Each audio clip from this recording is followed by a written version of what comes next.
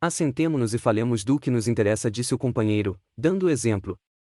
Explica-me todos estes mistérios, Nelda. Deixemos isso para amanhã, interpôs Edgar, e ouve agora as notícias graves que tenho a dar-te. Não me tenho descuidado, nem tu tampouco, e teu dia chegará, pois já temos em mãos todos os fios da meada. Basta considerar que Nelda e Maria aí estão, nas Ursulinas, e nada do que lá ocorrer nos escapará na trama. Toda a confraria está farta de Madre Bárbara, com a sua refalsada hipocrisia, e Maria tem elementos para destroná-la. Neste caso, nada mais preciso dizer, senão que também temos uma galeria de comunicação com o convento, tão certo como aqui estarmos reunidos. Também não somos os únicos que têm lá preso o coração. Já sabemos que a Condessa Rosa se refugiou junto de sua amiga Bárbara, de sorte que não será difícil agarrá-la. Entretanto, antes de mais nada, precisamos capturar a abadesa e assim terás duas presas em penhor de vingança. Outras tantas também me restam, Valdec e meu irmão. Eliminados eles, poderei cuidar de mim, e então, quem sabe? Talvez consiga realizar meu sonho. Mas, é tempo de nos separarmos, disse, levantando-se. Até breve, pois agora poderás ver Nelda sempre que quiseres. Despedimo-nos, as freiras desapareceram. Edgar retesou-se com olhos brilhantes, falou, sabes o que sonho e me inferna noite e dia? Como imaginá-lo, além da tua vingança, que vemos tão bem encaminhada, isso é secundário, disse com vivacidade, o fato é que estou na pista de uma intriga inacreditável. Curvou-se e segredou-me no ouvido, nosso prior não passa de um títere, dirigido por mão hábil, e todos nós somos instrumentos dessa vontade oculta. Ninguém me tira da cabeça que o prior tem duas personalidades, uma que manda e outra que obedece, passiva e cegamente. Todo o sistema admirável da confraria, triunfos, prestígio, riquezas, pode atribuir-se aos talentos desse homem. Desconhecido, mas, no fim, se não encontrasse auxiliares como nós, isto é, obreiros para toda espécie de crimes secretos, nos quais não emporcalhe as mãos. Ora, isso me revolta, pois bem sabes que nasci antes para mandar que ser mandado. Certo estou de que, se lhe ocupasse o lugar, com os poderes de que dispõe, faria muito mais, e melhor. Bernardo me prometeu a cruz de ouro, antes que eu nela pensasse, e agora essa ideia me persegue, o prior tem que ser deposto, tanto como a Madre Bárbara, para que fiquemos senhores de tudo, já que no presente não passamos de escravos, e o que mais é, escravos de algum aventureiro, talvez. Quem poderá ser? Perguntei inquieto, pois também já me havia ocorrido a mesma suspeita. Sei lá. O que sei é que precisamos descobri-lo. Nesse intuito, tenho feito minucioso exame de todos os colegas, estudando-lhes o andar, os gestos, o timbre de voz, etc., e conclui que ele não se encontra entre nós. Dir-se-ia que surge sempre do quarto do prior, mas ainda não encontrei um meio de o identificar. Preocupado e intrigado com todas essas conjecturas, não me contive e disse, olha que estás jogando uma partida arriscada, a perspicácia desse personagem que nos dirige é bem maior que a nossa, e se bem que eu faça justiça à tua energia e argúcia, temo que não possas competir com ele. Meu amigo corou vivamente e li no seu olhar algo de ironia e rancor. Pensas que me falte inteligência e energias para descobrir essa farsa e atingir meu escopo? Então, quero me prestes um juramento. Qual é? O de não tentares conquistar o priorato, caso eu consiga, com os meus esforços, a sua vacância. Juro-te pela minha honra. Obrigado. E agora, duas palavras mais, para que possas dormir inteiramente tranquilo, sabe que fui a minha madrasta, entrando pela portaria e dizendo-me teu mensageiro, pois seria perigoso, sorriu ironicamente, dar-lhe a suspeitar a existência de um caminho mais certo e mais discreto, para rever Pater Sanctus, caminho por mim descoberto muito antes, quando espionava o prior, que também o utiliza nas suas entrevistas. Aliás, foi por seu intermédio que pude rever Maria, e foi igualmente dele que obtive licença para te aproximar de Nelda. Em geral, os confrades que, como nós, têm velhas afeições nas Ursulinas, são os únicos a gozar desta regalia visto que as novas relações são proibidas. E agora que tudo sabes, boa noite. Algum tempo transcorreu sem maiores novidades, até que um dia recebi a visita inesperada do barão Willibaldi de Launay, pálido, desfigurado, visivelmente abatido de corpo e alma. De passagem por aqui, não quis perder a ocasião de visitá-lo, disse. Depois, contou em poucas palavras que se tinha casado, mas não era feliz e que o infortúnio da irmã ainda mais o acabrunhava. Que houve, então? Perguntei ansioso e interessado pela formosa Rosalinda, cuja união abençoara. Ignorais, então, O que por aí corre de boca em boca? Nada sei, absolutamente. Ele passou a contar que o conde de Malfen, após haver muito perseguido sua pobre irmã, cometera para com ela toda a sorte de infâmias. Por último, numa reunião, acusara Loevenber de haver, à falsa fé, assassinado o cavaleiro Sesefredo Malfen, seu primo, quando este se dirigia, a negócios, para o castelo de Loevenber, acrescentando que o cadáver fora mais tarde encontrado em terras de Léo. Este, indignado, protestou, e Malfenman teve a acusação, insinuando que o acusado herdaria uma parte dos bens da vítima, cuja mãe, tia de Loevenber, detestava Hugo de Malfen e tinha testado o sobrinho, caso o filho morresse sem deixar descendente. A discussão degenerou em escândalo e acabou em recíproco desafio, resolvendo os contendores apelar para o juízo de Deus. Rosalinda, quando soube, ficou exasperada e fez questão de assistir ao encontro, cujo desfecho lhe foi desfavorável. Vendo tombar o marido, ela deu um grito que espantou todo mundo, ainda porque todas as simpatias recaiam em Léo. O duque, visivelmente surpreso, não sabia como decidir o aniquilamento do vencido, diante da jovem esposa, considerando a grande paixão que os unia. No primeiro instante, Rosalinda estendia as mãos súplices para o duque, mas, de repente, vimos-lo estremecer e bradar: não, excelência! Eu seria um inimigo pior que esse desleal assassino, se vos pedisse a conservação de uma vida desonrada. Antes morto que desonrado. E calou-se. Eu, ocioso é dizê-lo, perdi a cabeça. Ver sucumbir assim o nosso bondoso e querido Léo, sem poder valer-lhe. Nosso tutor Rabenal, que tinha ido assistir ao combate, do nosso palanque, tomou Rosalinda em seus braços para subtraí-la à visão do pavoroso desfecho. Essa narrativa me comoveu profundamente, devido à espontânea simpatia que o leal mancebo sempre me inspirara. Onde está Rosalinda agora? Perguntei. Em casa de Rabenal, que lhe dispensa as maiores atenções e cuidados. Parece que o heroísmo de minha irmã levou Lotário a esquecer a falta de confiança no caso dos esponsais. Imaginai, porém, Pater Sanctus, que esse patife de Malfen, não satisfeito com a morte de Léo, ainda roubou o cadáver que, levado para uma barraca e lá depositado, desapareceu e não houve meios de o descobrir. Disto não demos ciência a Rosalinda, que ardia em febre e nada podia, felizmente, resolver por si mesma. Mas, eu espero que há de chegar o dia de ajustar contas com esse Hugo de Malfen, a quem voto ódio de morte, como bem podeis avaliar. Pouco depois, Vilibaldi se retirava. Noite, descia ao subterrâneo, lá encontrando Maria e Edgar. Nelda chegou logo depois e começamos a falar dos nossos assuntos. As duas raparigas revelaram que tinham conseguido propagar um surdo movimento de revolta contra a abadesa, cuja requintada maldade se tornara, de longa data, intolerável a toda a confraria. Tudo estava previsto e preparado, apenas aguardando um momento favorável. Além disso, Nelda havia surpreendido uma entrevista do prior com a condessa Rosa que, estava mais que provado, era estalajadeira aberta, em carne e osso. Com grande surpresa de Nelda, eles haviam falado de um chefe e o prior dissera que a vida abacial lhe era um fardo insuportável, tanto que, se pudesse assenhorear-se do cofre, quebraria as algemas e daria o resto ao diabo. Ouvindo tal coisa, Edgar levantou-se e começou a passear de um lado para outro. Lembrou às duas amigas que era tempo de partirem e recomendou não perdessem de vista os colóquios de Rosa com o prior. Uma vez sós, Edgar se perfilou e disse: estás vendo? O prior é um fantoche e nada retém, contudo, quando precisa, nunca lhe falta dinheiro. Sabes o que pretendo fazer? Disponho de soma considerável, tu me fornecerás parte do que recebeste de minha madrasta e eu tentarei corromper esse testa de ferro, que deve ser um caráter maleável. Afastado ele, o cargo, assim vago, será meu. Ah! Se eu pudesse saber quem é esse verdadeiro chefe! Para o momento a descoberta não era fácil, mas o acaso protegeu os projetos do amigo.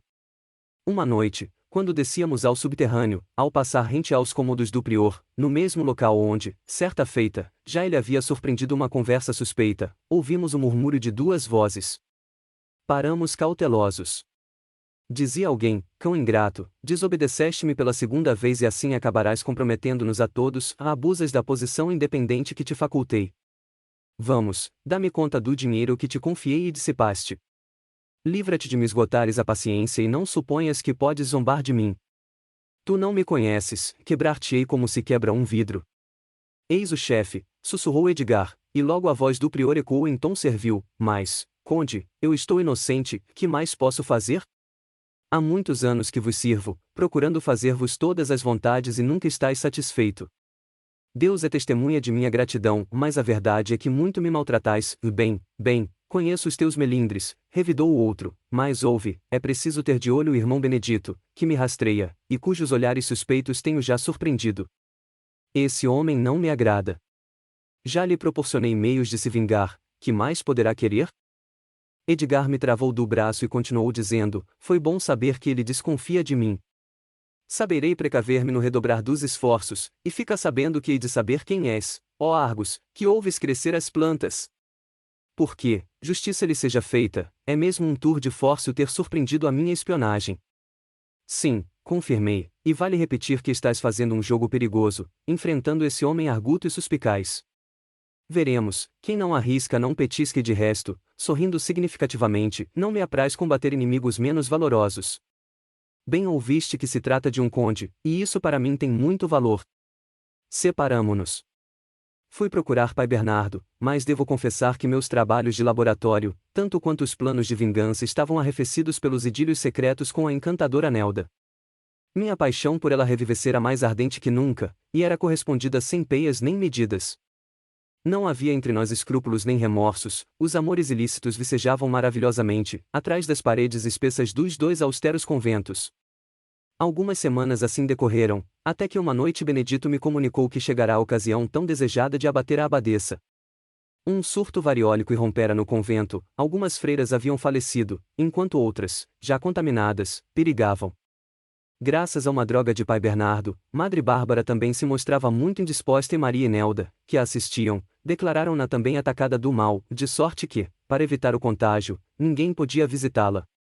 Na noite seguinte, tudo foi preparado e surtiu o efeito desejado. A abadesa, narcotizada, foi carregada por nós para os subterrâneos, e ali depositada em uma das prisões secretas, onde eu me poderia vingar à vontade, arrancando-lhe todas as revelações concernentes à minha mãe e ao meu nascimento. Enquanto assim operávamos, secundados por outras colegas hostis à Madre Bárbara, geralmente detestada por sua maldade, substituíram o seu corpo pelo de uma freira falecida, cujo rosto, desfigurado pela enfermidade mal se reconhecia.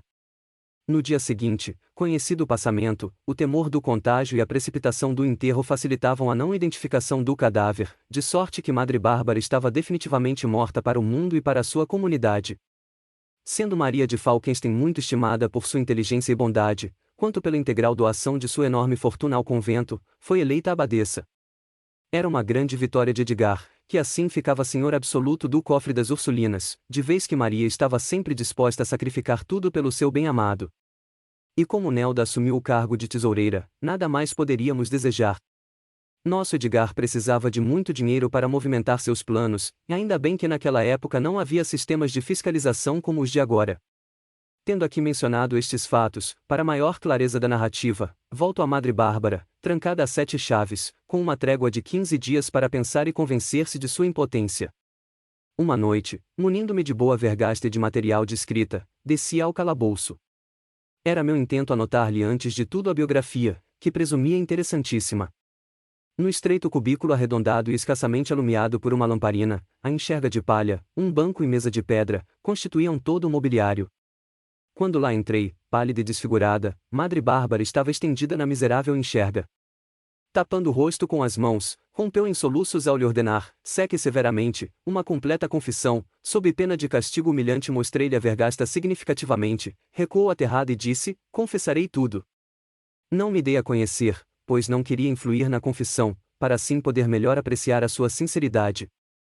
Maria tinha me entregado toda a correspondência particular da boa abadesa e foi dessa forma que vim a saber que ela amara loucamente o Sr. Teobaldo e havia, por despeito, desiludida, professado. Após, protegera-os amores da Condessa Rosa com o Duque. Finalmente, um bilhete deste, agradecendo-lhe o haver denunciado os planos vingativos do Sr. Teobaldo, ou seja, do Conde Bruno de Ratenau. Em geral, esses pergaminhos mencionavam muitos fatos cuja significação me escapava, porque tópicos havia intencionalmente destruídos. Assentado, preparei meus cadernos, e colocando a tocha de maneira a lhe aclarar o rosto em cheio, intimei-a a começar, acrescentando que fora incumbido de um inquérito sobre os velhos amores de Rosa com o Duque, bem como do fim que tivera um filho dessa ligação adulterina. Em voz baixa, entrecortada de suspiros, eis que lhe ouvi, órfã muito cedo, fui criada por uma tia muito amiga da Condessa de Rabenal, mãe do Sr. Bruno, a quem conheci, pode-se dizer, na adolescência. Rica e bem-nascida, houve quem projetasse nosso casamento, que passei a desejar de todo o meu coração. Bruno era realmente um belo rapaz e me inspirou uma paixão como jamais pude encontrar na vida. A verdade, porém, é que me não correspondia e até me tratava com indiferença. Quando sua mãe lhe deu a conhecer que aprovava o casamento, ele se escusou peremptoriamente, para evitar disputas e controvérsias com minha tia e com sua mãe, resolveu fazer longa viagem, sem a ninguém prevenir. Esse procedimento me indignou a tal ponto que resolvi professar e doar ao convento toda a minha fortuna. Entretanto, minha paixão malograda se transformou em ódio inominável, e a ideia da vingança me perseguia noite e dia. Um ensejo se apresentou mais depressa do que pudera esperar. É o caso assim. Bruno tinha um irmão mais novo, já casado, e com o qual morava sua cunhada Rosa, que, não obstante mais moça do que eu 2 ou 3 anos, tornou-se minha amiga íntima. Quando entrei para o convento, ela me veio visitar muitas vezes, mas, de repente, desapareceu e meses depois vim a saber que esposara o homem que eu amava perdidamente. O que se passou, então, no meu íntimo, só Deus o sabe. Mais tarde, quando ela reatou suas visitas, desejei envenená-la, não só para arrancá-la ao marido, que eu adorava, mas também para o ferir no coração. Todavia, um fortuito incidente me fez mudar de resolução. Tinha notado que a condessa, frívola e sensual, não correspondia absolutamente ao amor de um marido tão belo quanto generoso, tanto que, em nossas palestras, só me falava da corte que lhe fazia o duque, também jovem e sedutor, a esse tempo. Um dia, tive a diabólica ideia de ajeitar o assunto e perguntar se lhe agradaria conquistar o amável duque e a resposta afirmativa não se fez esperar, sem a menor hesitação. Quanto ao mais, eu sabia como agir. Tendo conservado algumas amizades na corte, vali-me delas para obter uma entrevista com o duque, com as devidas cautelas, lhe dei a entender as boas disposições da condessa. O duque se inflamou e as coisas logo se verificaram à medida dos meus desejos. Facilitei-lhe os encontros com Rosa, que, leviana e vaidosa por natureza, deixou-se empolgar por essa ligação. Estava o duque igualmente rendido nessa aventura, quando Rosa começou a se queixar que não sabia como escapar à vigilância do marido. Troquemos os papéis, propus-lhe. Representarás aqui o de abadesa, recebendo teu duque, e dir-te-ei onde e quando e enquanto isso, eu representarei o de esposa do conde Bruno. Para explicar a possibilidade desse projeto, direi que o conde estava sofrendo uma enfermidade da vista, que nada lhe permitia ver à noite. Como lhe houvessem aconselhado banhos frios de imersão, no lago, fora residir algum tempo no seu castelo de Loterse que, como sabeis, fica perto do nosso convento. Longo seria contar por que acaso eu tinha descoberto uma galeria subterrânea entre o castelo e o convento. Onde começaria essa galeria, nunca ousei investigar. Rosa recebeu minha proposta com uma gargalhada, mas acabou aceitando-a com entusiasmo. Visitou pessoalmente a galeria e viu que ia dar no oratório, junto do quarto de dormir. Tudo mais se realizou como lhe propusera. Omito as minúcias, para só dizer que dentro de um ano Rosa teve um menino e, com pequena diferença, outro me nasceu. O filho de Rosa, que ficará oculto no convento, morreu.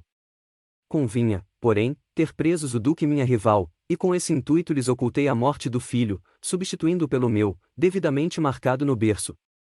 Mais tarde, Rosa o entregou à sua irmã, Condessa de Rabenal, que o criou e mandou educar secretamente num velho castelo. Depois disso, apenas uma vez tive ocasião de ver este filho, já homem feito, mas sem lhe poder dizer que laços nos prendiam. Ouvindo tal, faltou-me o ar, tudo rodava em torno e gritei quase asfixiado: mentes! Não posso ser teu filho. E ela recuando espantada: vós, mas, quem sois vós? Levantei a manga do hábito, mostrei o braço nu. Ângelo! Exclamou. Provas! Provas! Quero provas! E sacudi-a, levantou-se, tirou de sob o manto enorme relicário preso a um cordão de ouro e desatarrachando-lhe o fundo, retirou e me entregou 2 minúsculas tiras de pergaminho. Desdobrei-as e li em silêncio: a criança está enterrada em lugar seguro, a mulher que requisita aí estará na hora marcada. Consegui, sem maior obstáculo, o anel para marcar a criança e irei buscá-lo quando determinar. Eulenhof. Na segunda tira, em grandes caracteres, estas palavras quase ilegíveis: recebi a quantia prometida. A abadesa deu à luz um filho. Gilda. Esta última carta, continuou Madre Bárbara, eu a obtive de Olenhof a peso de ouro. Mas nada lhe respondi. Angustiado, deprimido, pus as mãos na cabeça. Sim, já não podia duvidar, era filho daquela mulher e do homem generoso que me educara com bondade e carinho verdadeiramente paternais. E era ela, minha mãe, que eu ajudara a eliminar, e não era tão culpada assim. Que fazer, então? Matá-la? Impossível. Só de o pensar, estremecia horrorizado. Quem é esse Olenhof que me apontam a cada passo? Onde está ele? Perguntei de súbito. Malfin e Godeliva também me falaram dele. Agora é a sua vez e eu tudo quero saber. Ela baixou a cabeça. Confusa. É. Mas deves guardar segredo, o prior deste convento, somente ele. Calou-se, ao mesmo tempo que um breve ruído se fazia ouvir na parede oposta. Voltei-me, então, e no mesmo instante abriu-se uma porta cuja existência eu ignorava, aparecendo-nos o vulto imponente do prior. Muito bem. Madre Bárbara. Disse irônico, e logo fechando a porta, pareceu-me que falava de um barão de Olenhof, suposto prior do convento. Estais a contar maravilhas, e chego a crer que a solitude vos baralhou as ideias. De onde vos veio essa ideia de barão Olenhof, prior? O que eu sei é que o abade deste convento é irmão do barão, e mais, que é um homem orado, não um aventureiro do seu estofo. Pois muito bem, irmão Sanctus, acabastes de encontrar uma mãe, e ainda bem que o coração ardente de Madre Bárbara lhe inspirou, na mocidade, ideias tão engenhosas. Eu estava mudo. Pois que aquele homem teria o dom da vista dupla para aparecer sempre a tempo e nos sítios e nos momentos que lhe convinham. Vamos, senhora abadesa, continuou o prior, acompanhai-me porque este lugar é indigno de vós. Abriu a porta por onde entrará, suba, suba sem parar, mostrando-lhe a estreita escada em caracol, nós a seguiremos. Venha conosco, Sanctus. Subimos, calados, a interminável escada, até que parou, premiu um botão, abriu a porta e enveredamos por estreito corredor, na extremidade do qual ardia uma lâmpada. Na embocadura da escada via-se um nicho com a imagem da Virgem. Segui, senhora, considerai-vos livre. Que fizestes? Perguntei estupefato. Que dirão nossos irmãos? O prior, fechando a porta, voltou-se para mim, de olhos felinos. Meu caro, sois um palerma, essa mulher é um saco roto. Uma abadesa, ungida do Senhor, como consentir que a matassem? Acolá, designando o corredor, ela será bem recebida, disse rindo-se, irônico, pois hoje é a noite de São Francisco e a mulher que cai nas garras de centenas de frades, jamais lhes escapa com vida. Compreendeis? Recuei, esfregando os olhos. Sim, compreenderá, e esse homem era um demônio. Quando destapei os olhos, ele havia desaparecido. Encostei-me à parede procurando coordenar ideias. Ela, a madre abadesa, era minha mãe e essa descoberta significaria que já me não restavam outros inimigos. Sim, porque nenhum direito de vingança me assistia contra o duque e a hoteleira aberta. Meu pai era o senhor Teobaldo. E só de o pensar, meu coração se enchia de vaga alegria. Quanto à minha mãe, porém, que pavorosos segredos possuiria para que o prior esfinge a condenasse a um fim tão execrável? De sobra, sabia o que era a noite de São Francisco, na qual os frades se entregavam a orgias inqualificáveis e pelo que ninguém lhes pede as contas. O coração me pulsava com violência, eu estava como desatinado, embriagado. Voltei ao subterrâneo e à masmorra vazia, ainda aclarada pela tocha que lá deixará, e como se fosse eu mesmo um condenado, atirei-me ao banco de pedra, apoiando a cabeça na laje fria da mesa e adormecendo, ou talvez desmaiando. Quanto tempo assim permaneci, não sei, o que posso dizer é que fui despertado por violentas pancadas na porta. Levantei-me e abri maquinalmente, para dar entrada a Edgar, que me encarou com inquietação e espanto. Ângelo! Disse, sacudindo-me pelo braço. Que se passa? Que fim levou a abadesa? Paciência, respondi assentando-me, vou dizer, mas deixa-me tomar tento. Benedito assentou-se a meu lado e tudo lhe contei. Oh! Exclamou, é simplesmente horrível, mas, quem será, afinal, esse personagem ubíquo, que parece tudo saber e prover? Muito acabrunhado, nada respondi. Benedito compreendeu e me acompanhou à cela, forçando-me a tomar algum alimento e um gole de vinho, para logo cair em sono profundo e reparador. No dia seguinte, foi dizer-me que a abadesa estava morta, mas não quis entrar em pormenores. Taciturno e preocupado, desci ao laboratório, para ver se no trabalho readquiria a calma. Semanas depois destes tristes episódios, Benedito me informou que tinha conseguido uma entrevista do prior, aliás importantíssima. Com muita prudência o havia sondado, e dada a sua condescendência, chegará a tentá-lo francamente com a promessa de pingues valores. Evidentemente, propenso a transigir, o prior ainda hesitava, mas ele, Benedito, estava certo de que atingiria o seu escopo. A esse tempo comecei a ver muito um monge feio, de olhos cruéis, antes despercebido. Notei que esse monge conversava bastante com o meu amigo e parecia muito ligado ao prior, que lhe o havia recomendado.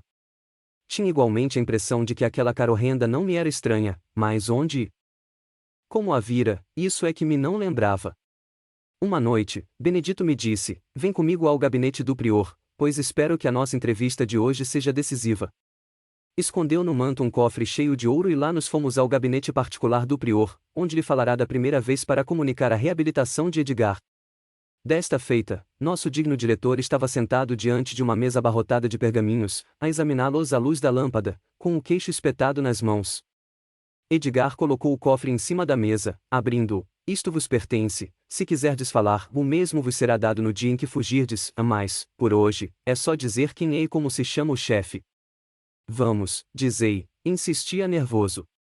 O prior fisgava, de olhos cúpidos, as moedas cujo brilho faiscava a luz da lâmpada. "Seu nome." Deteve-se, enquanto o sôfrego esperávamos, "É Lotário de Rabenal", concluiu baixinho. "Ah!" disse eu batendo na testa. Agora identifico esse olhar de fogo e essa voz vibrante e dominadora. Ele, repetia Benedito. Um homem leigo, mundano, sem regalias monásticas quaisquer. Há que vermos, então, se continua a mandar. Nesse instante, ouviu-se a voz do anão, aguda e rebarbativa, qual de um papagaio: "Quero perdê-lo porque o odeio, bateu-me, só porque pretendi beijar a mão da condessa Rosalinda, que de mim se amedronta, a ela, porque a adoro perdoo, mas a ele nunca. Ele também ama Rosalinda e meu desejo é matá-lo. Assentamo-nos." Benedito acertou com Eulenhof, as condições do pacto e seguiram conversando como bons aliados. O anão contou que, espionando o conde, certificou-se de que ele trabalhava durante a noite e ocultava cuidadosamente os seus documentos num cofre e que esse cofre, por sua vez, era recolhido a um armário disfarçado pelo forro de madeira da parede. Eulenhof ia além, e sei, dizia, que o conde nada ordena senão depois de consultar esses pergaminhos, que devem conter anotações para todos os projetos de futuro e tudo mais que concerne à organização da confraria. Ouvindo essas palavras, Benedito exclamou: "Preciso obter esses documentos e prometo ao anão o peso de ouro desse cofre, se ele conseguir furtá-lo." Quando nos retiramos tínhamos a vitória nas mãos. Sabíamos quem era o chefe temível, o prior sutil e valoroso. Benedito parecia transfigurado. Acabava de lembrar que havia entre os irmãos vingadores alguns que guardavam sérios agravos do conde de Rabenal e desejavam vingar-se, sem contudo poder atingi-lo. Desde esse dia Benedito desenvolveu intensa atividade, mas guardando sempre para si os pormenores do seu plano. Apenas uma noite, tomando-me pela mão, falou: "Sanctus, vais prestar-me um grande serviço, é que, dentro de poucos dias, se vai festejar com grande pompa o aniversário natalício do conde Lotário. Tu lá irás, em traje civil, ao castelo, onde certo ninguém te reconhecerá entre a multidão dos convidados. Tudo observarás e talvez o anão te entregue o cofre." Impossível recusar tal favor a um amigo como o Benedito. No dia marcado, coração ansioso, tomei o traje simples, mais rico, de um gentilhomem em viagem, pus uma barba grisalha e lá me fui ao castelo de Rabenal. Assim o nomearemos daqui por diante. Primeiro burgo arranjei um cavalo, alegando que o meu estropiara e tivera de o abandonar no caminho. Chegada a noite, aproximei-me do castelo. A ponte levadiça estava arriada e uma turba multa de aldeões se espraiava pela estrada. Pedi hospedagem por uma noite. Entrai, senhor, falou o velho soldado que guardava a ponte, "faz anos hoje o nosso muito nobre e poderoso amo, e todo aquele que Deus envia a esta casa, será bem-vindo." Entrei. Um escudeiro tomou conta do animal e convidou-me a subir a escada de honra. O castelo apresentava-se engalanado e turbilhonante de alegria. Luzes, flores, toda a nobreza das cercanias congregada. Franqueados todos os cômodos, eu a todos percorria, sem despertar maior atenção. No vasto salão de jantar desdobravam-se os preparativos do banquete, mesa transbordante de riquíssimas baixelas, terrinas e travessas de pratenelas, pavões e fazões assados, um javali inteiro, etc. Noutro salão, inúmeras damas e cavalheiros se agrupavam em torno de um trovador, que se dizia procedente da Provença e cantava as mais requestadas trovas de amor. Alegria, enfim, animação por toda a parte, e o que só me causava estranheza era não ver o anfitrião em parte alguma. Acabei descendo ao parque e passeando sob a copa das árvores. Noite soberba de estio, tépida, embalsamada, com a lua cheia, em tudo tonalidades argentinas. De repente, um murmúrio de vozes me despertou a atenção. Esgueirei-me adentro de um bosquete e vi uma clareira com um banco de pedra. Em torno do banco, roseiras floridas. Esse bosquete ficava muito perto das torres e justamente a porta que dava para a clareira estava aberta, deixando ver uma escada iluminada. O conde Lotário, dando o braço à Rosalinda, descia a escada conversando, e foram eles que me despertaram a atenção. Acocorei-me atrás de uns tufos de folhagem e fixei o belo par que acabava de transpor a clareira. Rosalinda, de branco, parecia pensativa e caminhava de olhos baixos. O conde, envergando um gibão de veludo cinzento, bordado, ostentava ao peito as armas rutilantes da sua casa. A roupa justa, consoante a moda, desenhava-lhe admiravelmente o porte esbelto e a perfeição das linhas, que lhe davam elegância e agilidade juvenis. Assim o vendo, não pude furtar-me à consideração de que o conde, apesar dos seus 45 anos, podia rivalizar com qualquer mancebo de 25. Rosalinda, disse ele, com voz discreta, mas na qual identifiquei a voz do prior, você se retrai da sociedade e se refugia aqui, mas, diga-me, até quando quer ficar assim? Não haverá um afeto capaz de a consolar? E como ela se conservasse muda, ele inclinou-se de olhos enternecidos afagou-lhe as faces ruborizadas, então, nada respondes? Ela ergueu os olhos e suspirando, falou, se eu traísse a memória de Léo, teria em troca o que me pede o coração? Acaso poderei fixar os olhos na águia que, voando nas alturas, apenas anota o que se passem? Baixo, que de passagem, admira as flores, porque são belas, mas logo as rejeita como supérfluas. Não, conde, não falemos nisso, tratarei de ficar fiel à memória de meu marido, que só vivia para o meu amor e não sonharei com as águias, cujos amores não passam de fugazes prazeres terrenos. Desprendeu-se do braço e deixou-se cair num banco. O conde estava evidentemente satisfeito com o que acabava de ouvir. Depôs no chão o gorro de plumas, e cruzando os braços, encarou de frente a fundo a senhora Lavenber, cujo semblante mal disfarçava profunda comoção. E se eu lhe respondesse que a águia se detém no voo e, cansada talvez, de solidão nas alturas, quer baixar a planície e colher uma flor, não para esquecê-la, mas para lhe guardar fidelidade? E se eu disser à heroína que teve um dia a coragem de pronunciar esta frase, antes morto que desonrado? Vem para o meu coração e sobrepairaremos juntos nas alturas? A voz se lhe amortecera pouco a pouco, dir-se-ia, antes, brando murmúrio. Com as últimas palavras, abriu os braços e Rosalinda nele se atirou fremente. O nosso reverendo prior cingiu-a apaixonada e demoradamente. Nesse instante, surgiu na escada um belo rapaz louro. Deparando com a cena inesperada, estacou como que fulminado. À luz de um archote que lhe batia em cheio no rosto, pude analisar-lhe os traços finos, mas algo efeminados. Depois, empalideceu de morte, tapou os olhos, com um ar lamentoso, desapareceu num instante. Era a corte de Rabenal. O que acabava de ver e ouvir, deixou-me estupefato e fiquei longo tempo acocorado, imóvel, temendo provocar qualquer ruído. A hipótese de ser descoberto pelo prior, dava-me calafrios, visto que, por sua força de vontade, ele era e ficava sendo sempre o chefe. O temível chefe dos irmãos Vingadores falava, ali, assim, uma linguagem que ele não conhecia e que me parecia imprópria dele. A voz sonora, timbrava ternuras e carícias, por vezes vivas e passionais, falava de amor, de felicidade, de futuro. Radiante, e se eu não estivesse bem informado dos gigantescos projetos que se aninhavam naquela fronte, não identificaria nela o laboratório de tantas intrigas. Ao fim de algum tempo, ele se levantou. Evidentemente, espírito dinâmico e turbulento, teria já muito falado de amor e pensaria noutras coisas. Minha querida, disse, beijando a mão de Rosalinda, vai juntar-te aos nossos concidadãos, enquanto aqui me demora um instante para atender alguém e resolver certos negócios. É um instante e já estaremos juntos. Vai. Ela deixou-se abraçar e subiu lépida e satisfeita. Ele, ao ver-se só, suspirou, passou a mão na testa e começou a passear de um lado para outro, sôfrego como se de fato esperasse alguém. Até que enfim, apareceu um pajem e lhe disse algo que não pude ouvir. Mas vi que fez um gesto de surpresa e ouviu dizer, que venha.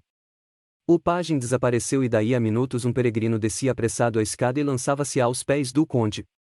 Este recuou e disse, que é isto? Quem sois? O peregrino desvelou-se e vi que era uma mulher e essa mulher era Gertrudes, minha companheira de infância e antiga companheira de Nelda. Bem mudada estava, a Gerta, mas sempre bela. Tu aqui! Exclamou Lotário procurando erguê-la. Como pudeste deixar o convento? Dize, que há? Oh! Meu Deus, soluçou Gertrudes, por quem é, não retorneis mais ao convento, meu caro senhor, pois tudo está descoberto, Eulenor desapareceu, os irmãos estão abertamente revoltados e se lá vos apanharem, sei que vos matarão. Abraçou-se-lhe aos joelhos, desesperada. Ouvindo-a repetir que tudo estava descoberto, o conde ficou extremamente pálido e agarrando-a pelo braço explodiu. Fala, antes de lamentar, criatura. Preciso tudo saber, ouviste? E forçou-a a sentar-se. Com voz fraca e precipitada, mas minuciosa, a rapariga desfiou toda a nossa trama e conspiração contra Rabenal. À proporção que ouvia, o conde se transfigurava horrivelmente. Expressão tigrina. Lábios contraídos, quando soube do plano de subtração do cofre, pôs as mãos na cabeça. Maldito convento, ninho de víboras! Exclamou. Por mim, sentia-me cada vez pior naquela situação. Os membros entorpecidos, não havia como distendê-los para me não trair, pensando e dizendo a mim mesmo, se ele aqui me pilha, estou perdido. Súbito, não sei como, estalou um ramo, Rabenal voltou-se, perscutou a moita e me pareceu que seus olhos de felino me haviam descoberto. Vi que tirava da cintura um apito e logo um silvo agudo fendeu o ar. Escudeiros acorreram. Vigiem essa porta e esse bosquezinho, se aí estiver alguém, matem-no como a um cão. Gertrude se embuçara, tomou-lhe do braço e foram-se escada acima. Finalmente, lá fiquei só, mas, como o rato na ratoeira, a ouvir o passo cadenciado das sentinelas, que guardavam o parque. Àquela hora, todas as saídas estariam vigiadas para impedir o roubo do cofre. Como evadir-me e avisar Benedito? O solo me escaldou os pés, e ainda assim, era preciso me mantivesse imóvel. 1000 pensamentos me chocalhavam no cérebro. Como pudera Gertrudes inteirar-se da nossa conspiração? Por que acaso estava ela nas Ursulinas? E por que tanto interesse pelo conde? Havia muito que a perderá de vista e essas conjecturas me pareciam inexplicáveis. Semanas mais tarde tudo se aclarou. Mais de uma hora se escoara naquela expectativa angustiosa, quando o conde reapareceu na clareira. Despediu as sentinelas e esteve algum tempo de pé, com os braços cruzados. Só, então, notei como se lhe haviam alterado as feições. Dir-se-ia que houvesse envelhecido, mas nada podia afear aquela fronte admirável. Entrou a monologar, perdido. Fragilidade humana. Esperar um futuro de amor à beira de um abismo. Ver desmoronar numa hora a construção de uma existência inteira. E Kurt também lhe tem paixão, também a quer.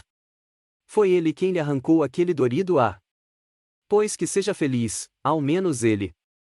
Deixou-se cair no banco e mergulhou a cabeça nas mãos. O frufru de vestido de seda o fez levantar a cabeça. Era Rosalina que chegava, pálida e ofegante. Que me queres? Kurt me disse que querias falar-me. Notei-o tão sobressaltado. O conde atraiu-a apaixonadamente. Rosalinda, tens ainda aquela coragem que me fez amar-te, que me inspirou paixão? Terias o mesmo ânimo de repetir, antes morto que desonrado? Ela deixou escapar um grito.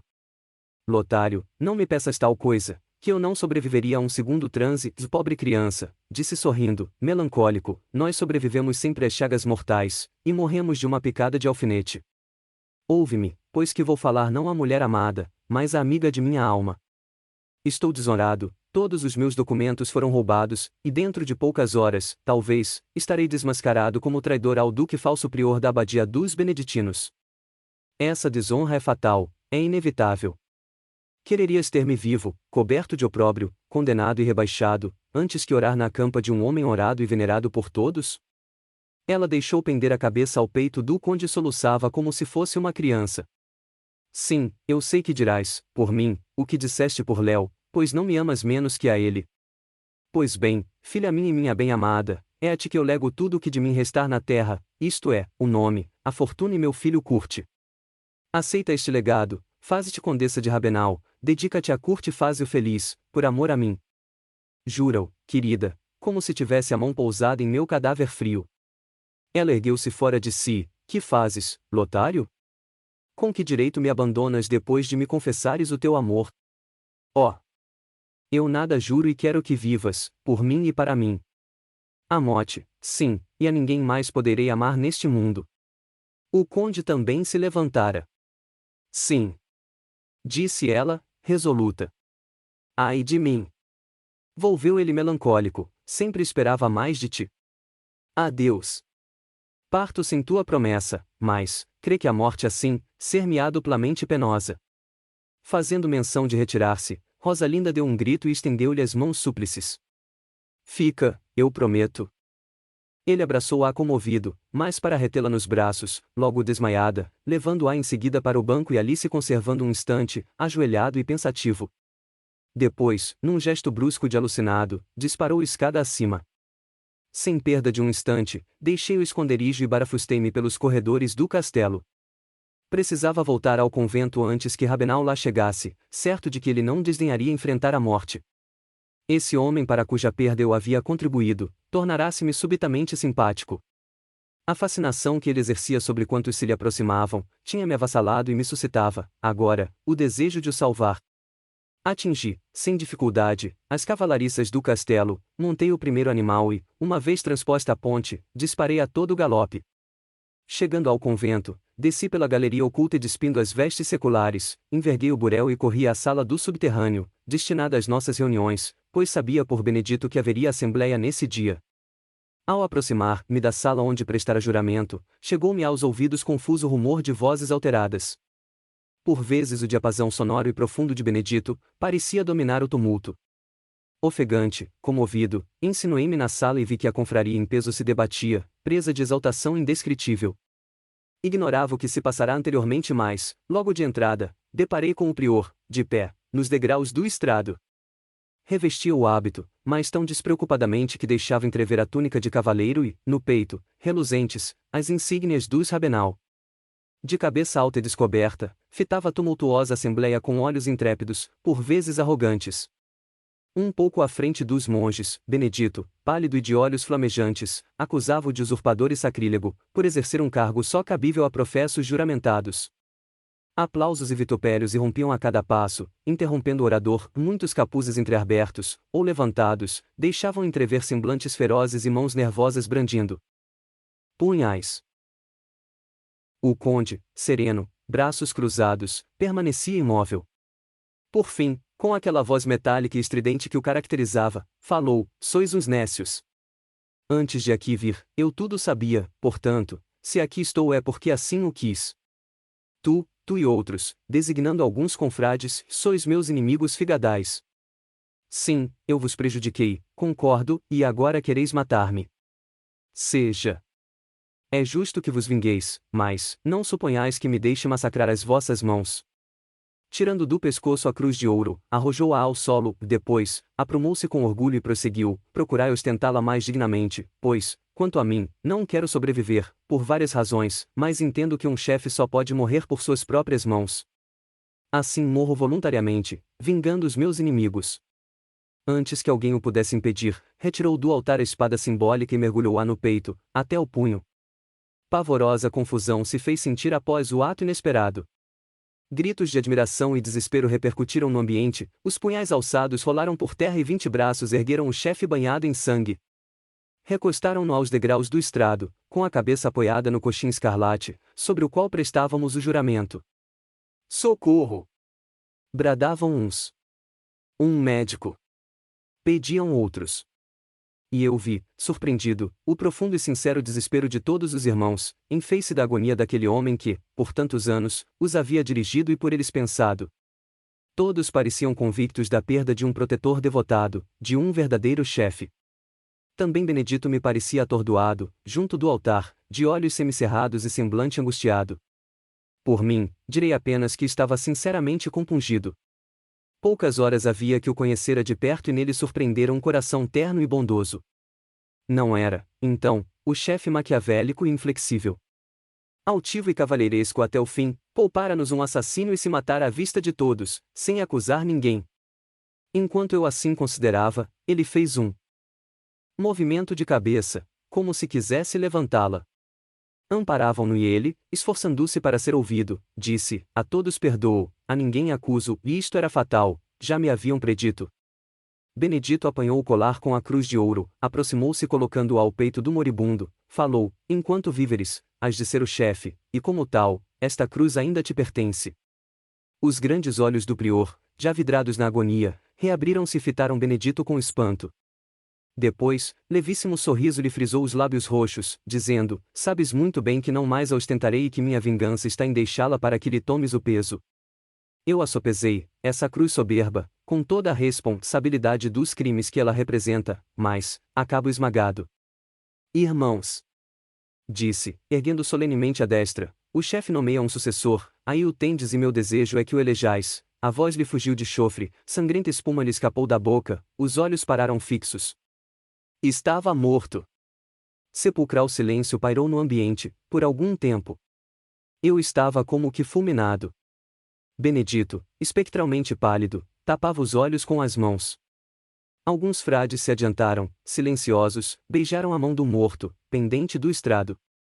De repente, vozes roucas reboaram: viva o chefe! Viva Pater Benedictus! Benedito estremeceu, levantou a cabeça e, braço estendido, exclamou: viva a confraria! Em seguida, passaram a discutir as medidas urgentes. Ficou decidido que se transportasse o corpo para fora do convento, depositando-o à margem da estrada e tão longe quanto possível. Sua montaria, que tinha ficado amarrada a uma árvore, foi solta e levada igualmente para longe. Era preciso dispor as coisas de maneira que a morte da vítima fosse atribuída a malfeitores. Postas em execução as ordens do novo chefe, subimos aos pisos superiores. Ao recolher-me à cela, confesso que me sentia profundamente abatido. A fisionomia e a voz do conde me perseguiam sem tréguas e a consciência me exprobrava o haver concorrido para a sua perda. Além disso, havia que prevenir Olenhoff que, segundo a combinação com Benedito, continuaria à frente da comunidade, até concluir seus negócios, exilando-se. Para o momento, o culto que se mantinha, deveria passar por morto e deixar a vaga ao sucessor. Fui, pois, procurá-lo no seu esconderijo e dei notícia da morte de Rabenal. Exultou de alegria, o que me levou mentalmente a compará-lo a um cão que visse o açoite destruído. Confessou que agora se julgava inteiramente feliz, acrescentando que enquanto vivesse o conde diabólico ele haveria de ficar sob o jugo. Sabeu do que Benedito aspirava ao cargo, trataria de aviar-se o mais breve possível, ainda mais porque o cargo lhe era penoso.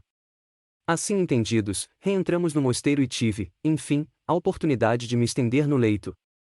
No dia seguinte de manhã, um dos irmãos não iniciados veio a mim, muito afobado e contou grande novidade: um irmão que madrugara para visitar um enfermo, encontrara à beira da estrada o corpo de um nobre senhor assassinado.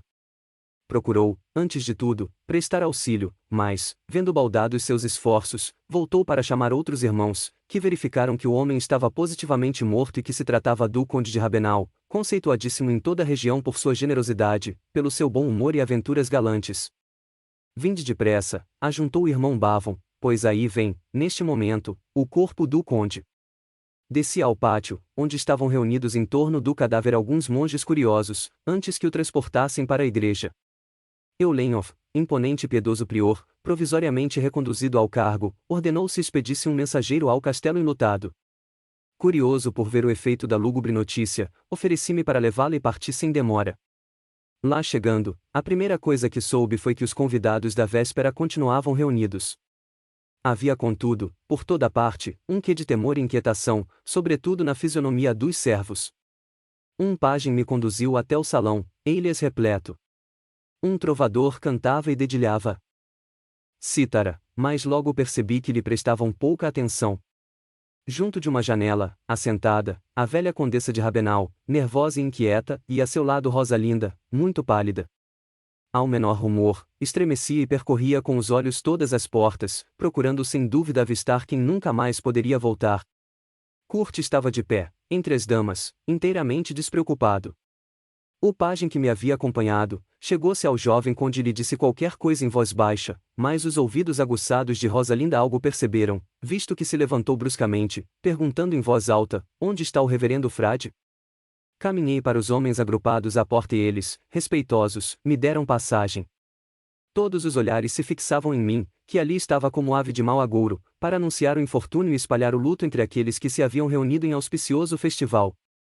Aproximei-me da castelã, saudei-a reverente e disse: Nobre senhora, trago-vos uma trágica notícia, mas, antes de vô-la dar, quero fazer sentir que a todos nós cumpre curvar-nos aos desígnios do Senhor, lembrando que também Jó foi atingido no curso de esplêndida festa. Vosso filho, o ilustre e poderoso conde Lotário de Rabenal, morreu esta noite, provavelmente vítima de algum monstruoso atentado. Um irmão nosso encontrou caído na estrada e o corpo foi removido para o convento, onde se encontra. Logo as primeiras palavras, a velha dama se levantara, apoiando a mão trêmula no braço da poltrona. Depois, o pranto jorrou dos olhos e tombou soluçante. Rosalinda deu um grito, caiu desmaiada, enquanto Curte, muito pálido, procurava socorrê-la. Depois, nada mais vi, porque fui arrastado pela multidão que abandonava a sala. Uma vez fora, choviam gritos e perguntas: morto o conde? Quem sabe ferido, apenas. Mas, onde e como? Por quem? Bem que o suspeitei. Sua ausência era de estranhar. Por fim, todos se calaram para me ouvir e conjecturar a causa ou causas do atentado. A opinião geral era que o conde, sempre envolvido em aventuras galantes, muitas vezes temerárias, fora vítima de algum pai ou marido ultrajado. Nada mais tendo a fazer, voltei ao convento. Ao primeiro ensejo, fui procurar Benedito que examinava, no momento, alguns documentos encontrados no cofre roubado. Ora bem! Tens encontrado coisa que valha? Como não? Respondeu risonho. Em primeiro lugar, descobri por que acaso ele ocupava o cargo que lhe arrebatamos. Aqui tens indicações comprovantes de que o verdadeiro frade Antônio, irmão do salafrário Olenhoff, foi o fundador da nossa organização secreta. Antônio era também amigo do pai de Lotário e valeu-se dessa amizade para fazer do filho um chefe, presumindo, com certeza, nos predicados do rapaz, um digno sucessor. E, na verdade, não errou, porque este Rabenal foi realmente genial no seu papel. Que planos e quanta profundeza de vistas! Este cofre contém verdadeiros tesouros e nosso caro duque muito ganharia se pudesse deitar-lhe um olharzinho. Nada mais dizendo claramente, tratou de fechar o cofre e pendurou a chave no pescoço, o que não deixou de magoar-me. Dar-se-ia que suspeitasse de mim? Deixei-o então e fui, com essa impressão desagradável, ao laboratório de pai Bernardo, encontrando-o, como sempre, curvado à sua mesa, com um grande livro diante dos olhos. Não lia, porém, porque tinha o olhar fixo na chama da vela, como que absorto em profundas cogitações, que lhe davam um ar de beatitude quase sobrenatural. Pai Bernardo, o que está procurando? Disse, tocando-lhe no braço. És tu, Sanctus? Fizeste bem em vir. Olha que tive a prova da sobrevivência da alma. Encarei-o aturdido. Pois que vinha-me com futilidades tais, quando todos só falavam da morte do conde, que, ali mesmo, naquele laboratório, havia dito que o dinheiro era a mola real da vida. Caro irmão, não vim tratar de nossas pesquisas e sim para conversarmos sobre a morte do conde.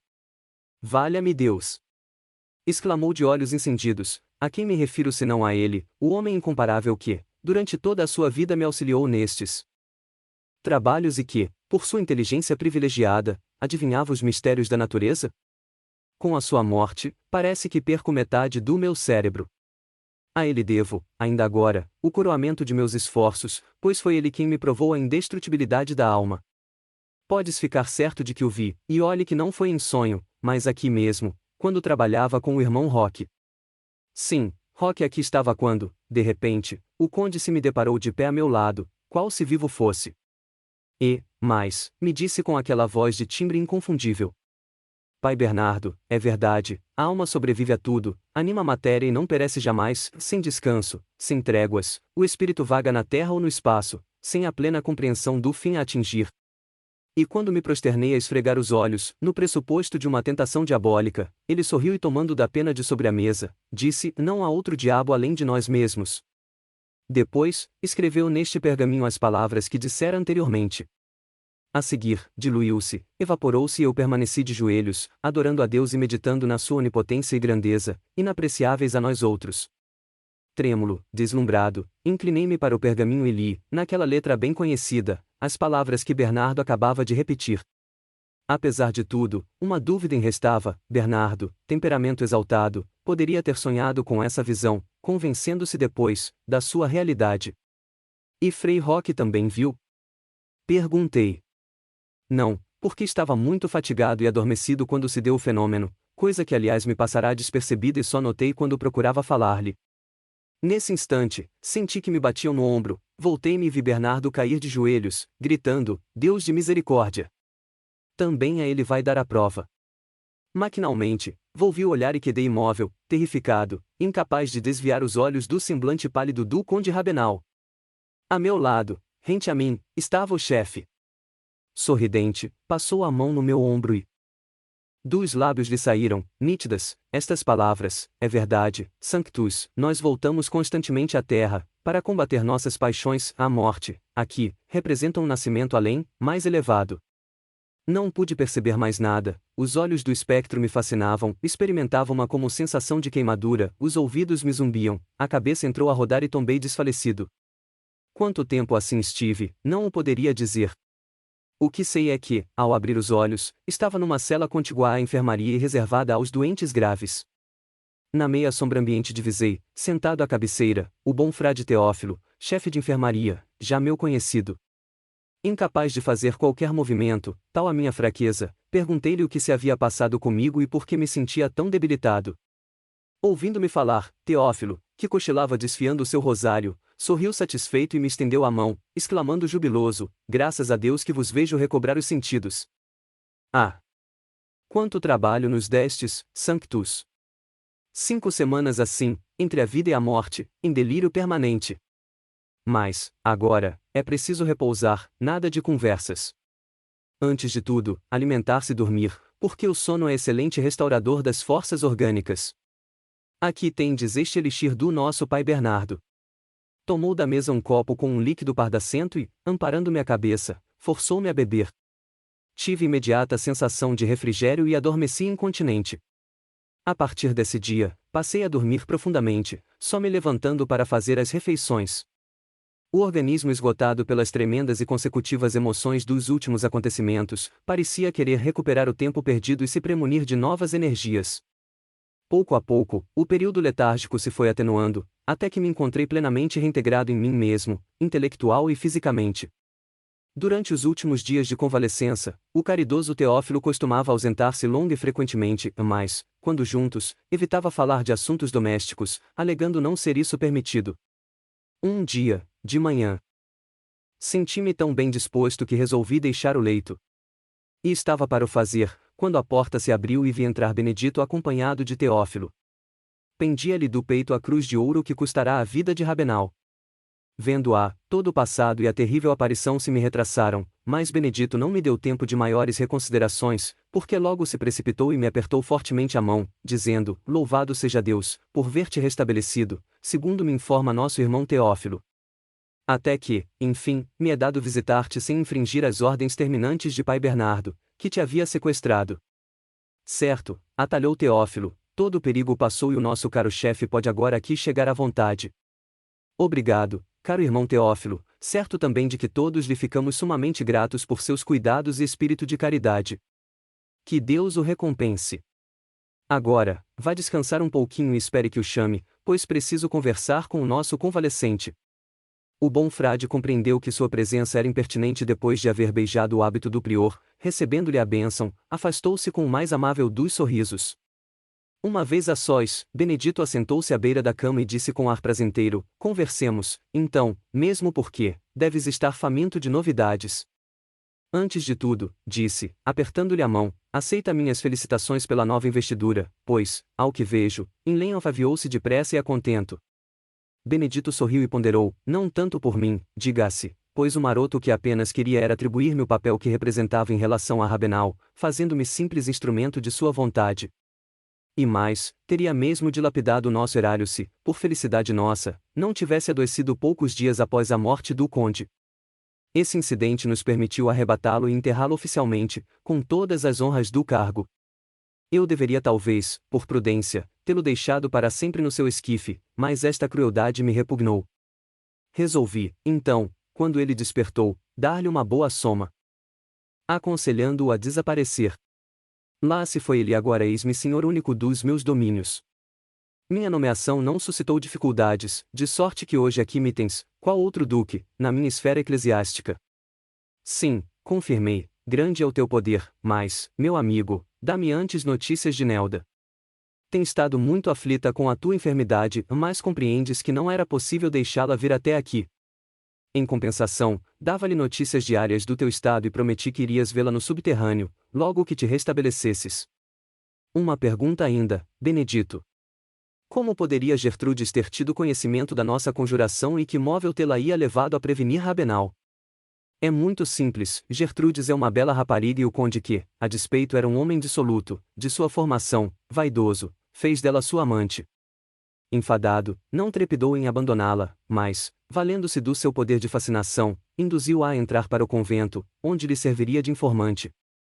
Assim, ela percebeu uma conversa entre Maria e Nelda, vindo a saber não só da nossa conspiração, como também que o conde era chefe falso prior. O resto, já o sabes. Sim, concordei, que Rabenal era, de fato, um homem extraordinário e passei a contar a visão que quase me fulminara.